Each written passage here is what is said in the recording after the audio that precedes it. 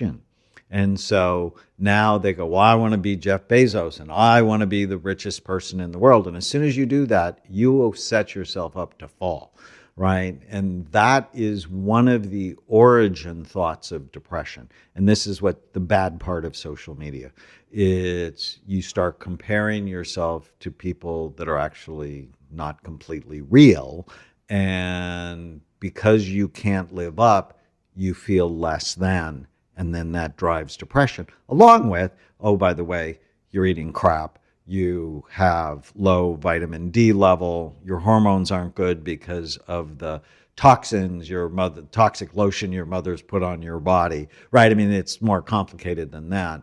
But whenever you compare yourself, I could go, well, I haven't won a Nobel Prize, so my life is meaningless. Well, that's just nuts, right? The person who won the Nobel Prize in psychiatry did it for prefrontal lobotomies, right? Putting an ice pick up above your eyes and wiping out your frontal lobe. So it's not, I'm not pining for the Nobel Prize, right? The thing that gives me joy and meaning and purpose is not being better than other people. It's being the best I can be and having the most meaningful existence. I learned that. So when I was in college, I was generally the top student in my class. But I helped everybody else. I was never about, I need to be better than you. I wanted us both to be our best. And oh, by the way, if I helped you study, it's reinforcing the information for me. So Hans Selye was a very famous stress researcher, and it's a term he called egoistic altruism. It's when I help you, I'm also helping me. Yeah, absolutely. And is there such a thing in the brain as completely selfless altruism? Like, does the opposite of that exist? And what does that feel and look like? I don't know. There's a phrase I say often, is we're all out for ourselves. Mm-hmm. It's just the more sophisticated you are, the harder it is to tell. I recently adopted, my two nieces got taken by Child Protective Services in Oregon into foster care, which sent me, I know you talked about vulnerability, it sent me into a panic. And I'm like, no, I'm not okay with this. But my wife grew up in a home where there was a lot of addiction. So I'm rescuing the kids, and she's like, no, I don't want to be part of that world. And so it was one of our very few fights. And so what we agreed to do was wrap services around their mother, my wife's half-sister. And then within 5 months, the kids were out of foster care, and now we care for them. And people go, oh, well, that's so kind of you. And it is kind. But it's awesome for me, right? When I see their report cards and they're getting straight A's, when I see them fall in love with their brains, that turns on the dopamine dripping to my nucleus accumbens. And, I see them do a ward. Yes, okay. So that's a dopamine dump, but you don't want too many of them, right? And it's meaningful, it's purposeful, but it's a huge blessing. Absolutely. Yeah. So, that one's I've always fascinated by is what is selflessness and what is the definition of selflessness? Because I actually don't think it's bad, and I think you agree from what you just said. I don't think it's bad to want to do good for others and feel good about it. But almost we sometimes look at that in a negative way and say, oh, well, you're only doing it to help yourself. Well, there are always negative people. And, I think CNN and Fox have done more to promote mental illness with the constant negativity, fighting, looking for something to be wrong. And then they train the minds of the millions of people who watch to look for what is wrong, which is a bad mental discipline, rather than looking for what is right. Absolutely. Absolutely. I want to go back and pick up off the shelf the exciting topic you brought up, because I thought, oh yeah, let's talk about that, because I have some very similar views to you, but I want to hear your perspective around marijuana and alcohol, specifically marijuana. We're in LA right now, and obviously it's legalized. And pot dispensaries. Absolutely. On lots of corners You here can in go, LA. yeah, you can go. It's Get an actually Uber as quick as you fairly can go to horrifying. dispensary. So I have no dog in this fight. In fact, I make more money if you smoke pot than if you don't smoke pot. You are way more likely to come see me. And people just don't understand the research. They go, oh, well, there's not enough research. No, marijuana increases the risk of psychosis 450% if teenagers start smoking pot. That is not a good thing. And the reason I sort of turned negative on it was I've done 150,000 SPECT scans. Yeah. SPECT looks at blood flow and activity. It makes the brain look toxic.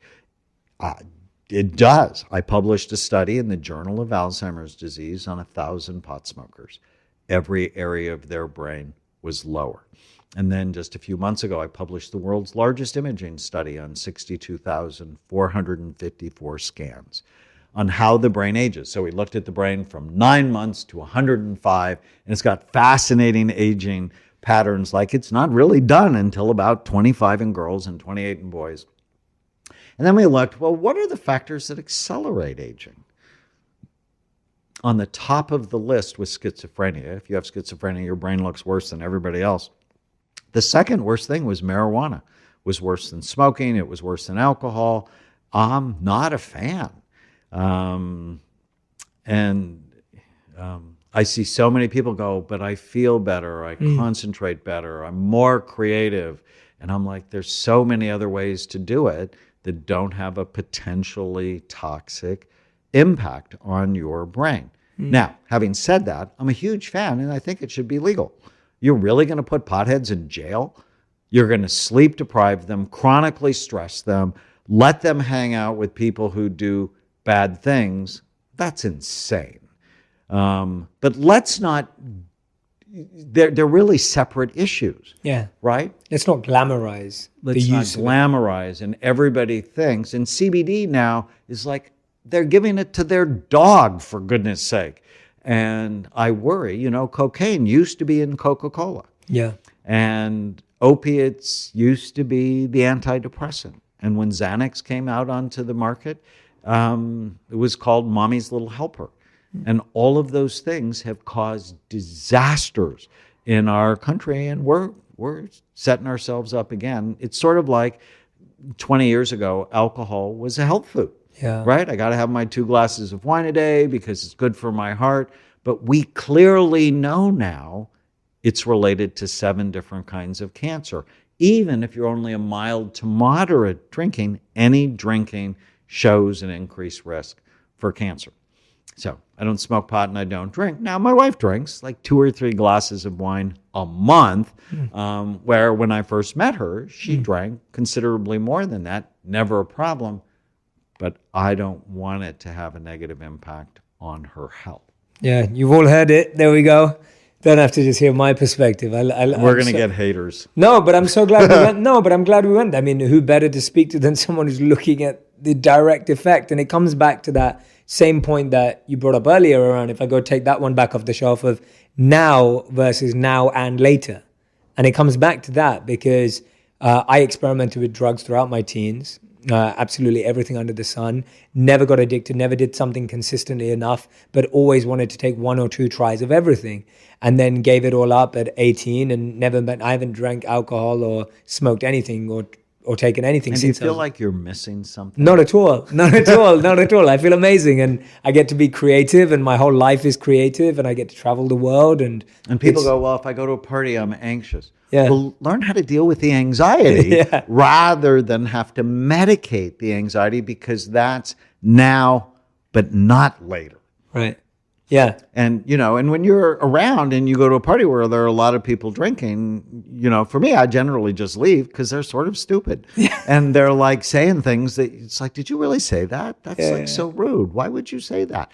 Because it drops frontal lobe function and it drops cerebellar function. And your cerebellum is the major processing organ in your brain. And you don't want to be slow. Absolutely. Absolutely. And this is what we're saying. Like, I'm not judging anyone who does either of these things, and I'm not criticizing anyone. It's just making yourself aware. It's just becoming more aware. And that's that's why I asked the question, not to judge anyone, not to criticize anyone, not because I think I'm better than anyone for not having done it, just to be aware. And when I was young, the thing that made me become aware was my friend and I went to see his aunt, who happened to be a heroin addict, and she had a fit in front of us. And that was the day I was like, okay, I cannot do this any longer. Because actually seeing someone who is addicted to heroin have a fit in front of me was far more telling to me than any study or any research or whatever it was. Just seeing that and experiencing that, I was just like, okay, I need to stop messing around in this space. So I was at the White House last year about this time, and all of my liberal friends go, "You'd really go to the White House?" And I'm like, it's the executive branch of government. And they asked me to help them think about the issue of the opiate epidemic and prison reform. And so I was really honored. Of course. And my input was we need to develop a national brain health program to teach people to fall in love with their brains. And that's why you don't drink, or that's why you don't do drugs, because you love your brain and you want it to be healthy. Absolutely. I couldn't agree more. And congratulations, by the way. That's incredible. And I'm happy that people like yourself are being involved in those discussions and decisions. Because like you said, again, if you don't see it, I mean, how can you tell anyone what to do? Amazing. I wanted to start touching on a specific area that I had here was around the I in the mnemonic is inspiration. And I wanted to talk about why is it that inspiration is often so short-lived instead of long-lasting? Like we feel like even on social media now, people watch a video and they feel inspired, or people hear a speech and they feel inspired, and people even hear this podcast today and they'll feel inspired, but then the change doesn't happen. There's no application. There's no practice. Why is that inspiration short-lived, and how do you make inspiration last into action and application? Yeah, so you have to turn them into habits, and because we're habitual creatures, and if you can turn the good things, so it's the smallest thing I can do today that will make the biggest difference. Start every day with today is going to be a great day. Right. What one purposeful thing will I do today? And people spend more time planning their vacations than planning their lives, which is a little odd. And so I love everyone to do the one-page miracle that's in the book. It's, so what do I want in my relationship? So for example, with my wife, I want a kind, caring, loving, supportive, passionate relationship. I always want that. I don't always feel like that. Yeah. Right? But if I get my eyes on that, when I get that rude thought that comes into my head, I just filter it with, will this get you what you want? And no, it won't get me what I want. So I inhibit it. Now, how can I inhibit thoughts? Well, if I'm drinking, I'm less likely to inhibit it. If I'm smoking pot, I'm less likely to inhibit it. If I haven't slept, I'm less likely to inhibit it. And so it's the brain health habits. It's then the clear direction. I want this. And so, well, then how do I get that? And that's where I begin to break free of the bad habits. Plus, I published 2 studies that showed as your weight goes up, the physical size and function of your brain goes down. So you need to be a little bit horrified by, I always think with motivation is know what you want, but also be clear with what you don't want, because pain is actually a bigger motivator for people than pleasure often. 100%. And that's what I love about this book. I love how strategic the book is and how practical it is. And that's when I was speaking to you earlier. I love the fact that there are activities, exercises, questions that people can use to reflect on themselves in the book.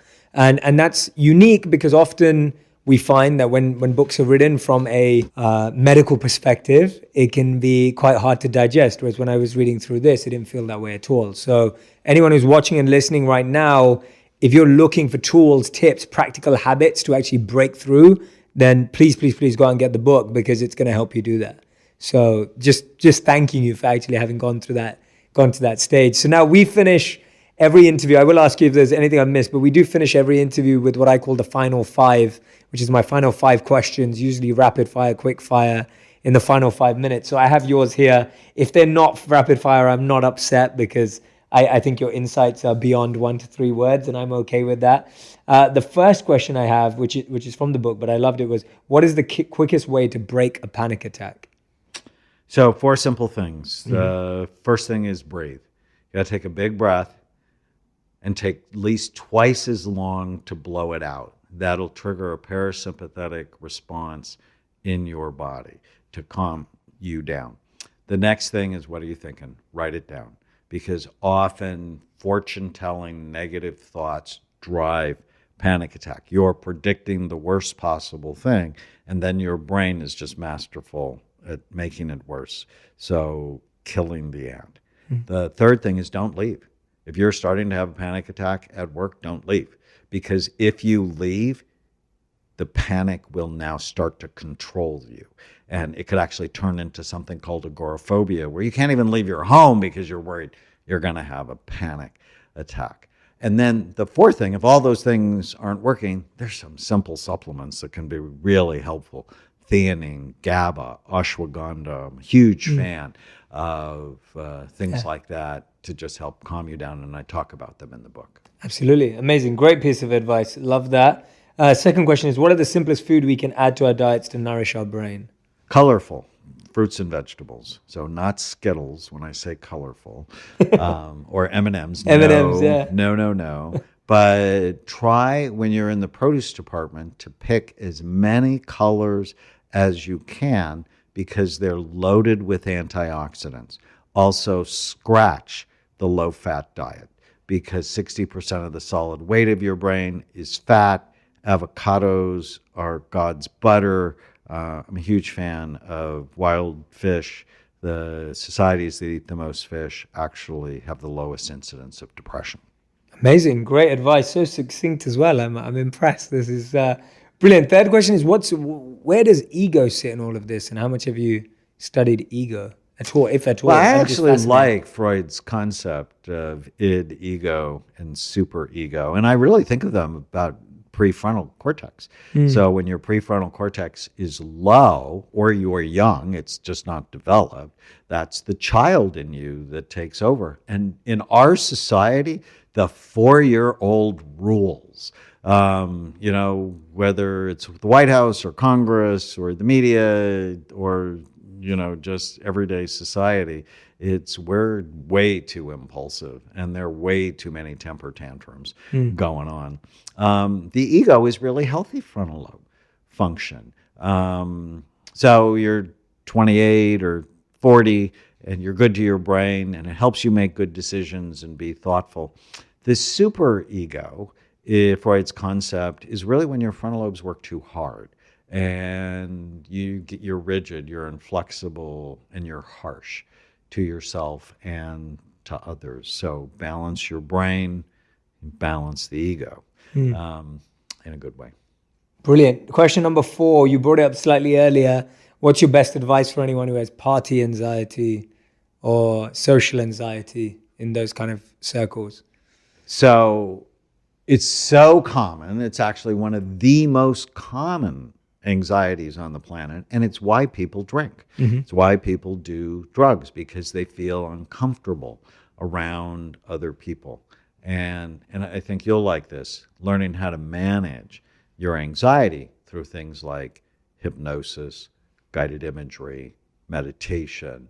It just should be part of everything we do, along with learning how to not believe every stupid thought you have. In the book, I have one of my favorite rules. It's called the 18-40-60 rule, which says when you're 18, you worry about what everybody's thinking of you. And when you're 40, you don't give a damn what anybody thinks about you. And when you're 60, you realize nobody has been thinking about you at all. People spend their days worrying and thinking about themselves, not you. So it's really hard for my paranoid schizophrenics to get this concept because they think the whole world revolves around them. It just doesn't. And if you can get it, that a negative look from someone else may mean nothing more than they are constipated. You don't know. And other people are anxious too. And so often, if you're at a party and you're feeling anxious, go, I just feel anxious sometimes, and the other person's likely to go, oh, I'm that way too. And then all of a sudden, everybody's anxiety goes down. When you believe you have to present yourself as that perfect person, nobody can relate to you because nobody's perfect. Yeah. So true. That's a great piece of advice. As soon as you open up and say, hey, I'm struggling with this, someone else has the permission to say that too. Absolutely. I love that. And fifth and final question was actually all around what we spoke about before, which was about what I'm fascinated by you, and when we spoke earlier as well, is your ability to bring together science and spirituality, your ability to understand both dimensions and both approaches to understanding our human selves and condition. And you spoke about earlier, we were talking about death. And I'd love for you to reiterate that story that we were speaking about earlier and just elaborate more on what you have found in terms of all your studies, etc., through spirituality coming out. We are all spiritual beings. And as a psychiatrist, if I don't understand your deepest sense of meaning and purpose, why you believe you're on the planet, and what happens to your soul after you die, then I don't really understand all of you, which is my goal. And so I told you before, last week I had a friend that died, and he told his partner that she had to let him go because he's been invited. And where he's going, he's seen, and it's beautiful. And it was 1977. I read a book called Life After Life by Ray Moody, and it was about people who had near-death experiences. And it gave me a really deep sense of peace that I don't believe I'm here by random chance. Now, I know a lot of my science friends, they're 100% on evolution and we're all here by random chance. They just forget the second law of physics. The second law of physics is entropy. Things go from order to disorder in the universe. They don't go from disorder to order. And I'm sorry, I have a brand new granddaughter, and I don't think Haven's here by random chance. I think it actually takes more faith to believe we're here without any creative design or intelligent design than to believe that our interaction today happened out of randomness. I love that perspective. It definitely, in my sense, is to think things are undesigned is actually generally pushing our faith much further. I couldn't agree more. That's really well said, really beautifully said.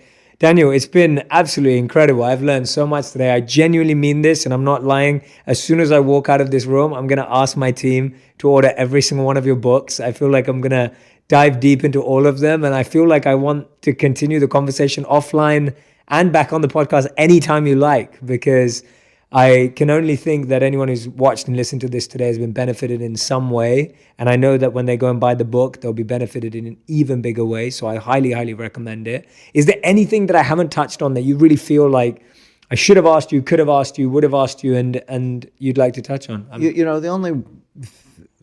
Two things. Yeah, let's do it. I finished the book with a chapter on love, that you don't do the right thing because you should. You do the right thing because you love yourself. And I've just thought more and more, one of my other books is called The Brain Warrior's Way, because my wife and I wrote it together, and we just believe we're in a war for the health of our brain. Alzheimer's is expected to triple. 36% of teenage girls suffer from depression. That if you love yourself and you love your planet and you love your country and you love your world, that ultimately doing the right thing is not because you should do it, but because of love. And if you do it out of love, it's just so much easier to do. The other thing, just to touch on for a second, is Before we get it, is there another thing separate? Is that different to what can we go into the one you just mentioned? Because I'm fascinated by it too. In the Vedas that I studied as a monk, it talks about the 3 types of motivation. And the lowest motivation is ignorance or fear. The middle motivation is duty or obligation or responsibility, or because you have to. And the highest motivation is love, as you rightly said. So I couldn't agree more. Do you think, though, that begs the question that the biggest challenge we all have is that we don't love ourselves, like we don't love our brain, like we're so inundated with trying to be that which we're not, or letting the opinions of others affect how we are and our self-belief. And that's actually what's affecting our brain health the most, is we're not looking at it through the lens you're recommending and suggesting. I think that's exactly right. Yeah. And, when I turned 50, my doctor wanted me to have a colonoscopy. I asked him why I didn't want to look at my brain. Wasn't the other end just as important? But we don't screen it, we don't look at it, and ultimately we don't love it. You can't let a child hit a soccer ball with their head and say you love that child or that child's brain. It's just not possible.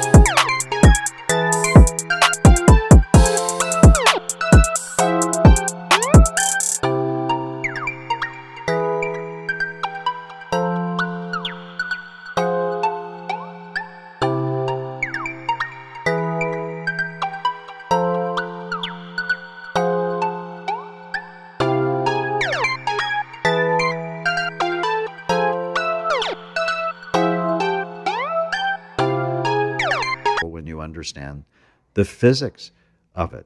And I've hit a lot of soccer balls with my head. Me. All of them just flashed before my eyes. I love soccer. I'm a huge football fan. So, yeah.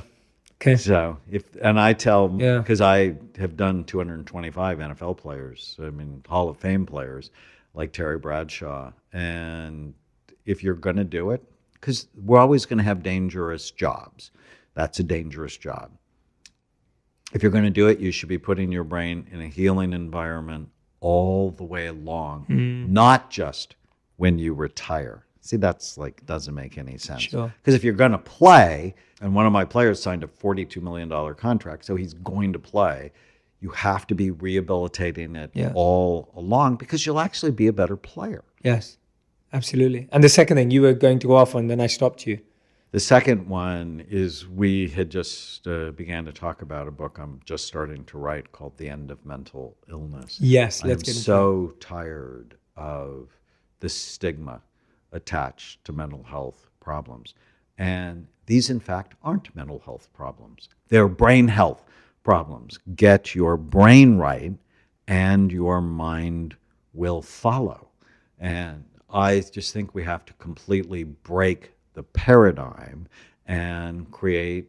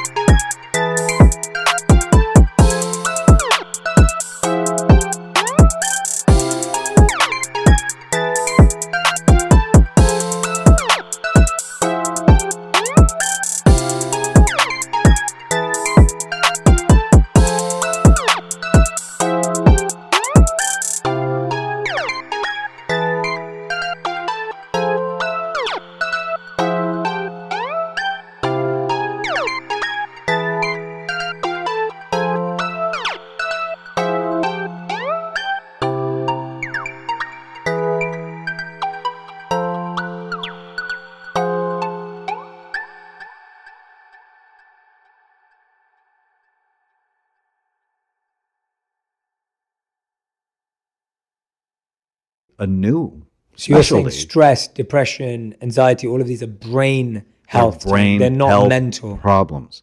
And when you get your brain right, then you realize I have to learn how to manage stress, because stress actually shrinks the major memory center in my brain, which is going to make me more stressed if I can't remember what I'm supposed to do. That depression clearly is a brain health problem. And there's not one form of depression. And that's the problem. You go to your doctor, and 85% of psychiatric drugs are prescribed by non-psychiatric physicians or nurse practitioners or your physician assistant. I'm depressed, so they give you Lexapro. And one size fits all. And one size fits all. When you look at the scans of depressed people, there are at least 7 different kinds. And one, yes, can help this pattern, but will actually make that pattern worse. And so all of these medications have black box warnings because they hurt people. And we can just do so much better. And coming here, I saw someone on Hollywood and Vine who was clearly psychotic. They were talking to themselves. They were having this whole conversation. And I'm thinking to myself, I wonder if he had a brain injury. I wonder if he has an infection in his brain. Lyme disease is rampant in this country for causing psychosis. I wonder if his body's inflamed. And so easy to call him crazy. Easy to give him an antipsychotic that he won't take because it'll make him feel bad. The harder question, but the better question, is why is he that way? And if I balance his brain, will it help balance his life? And my experience, the answer is yes.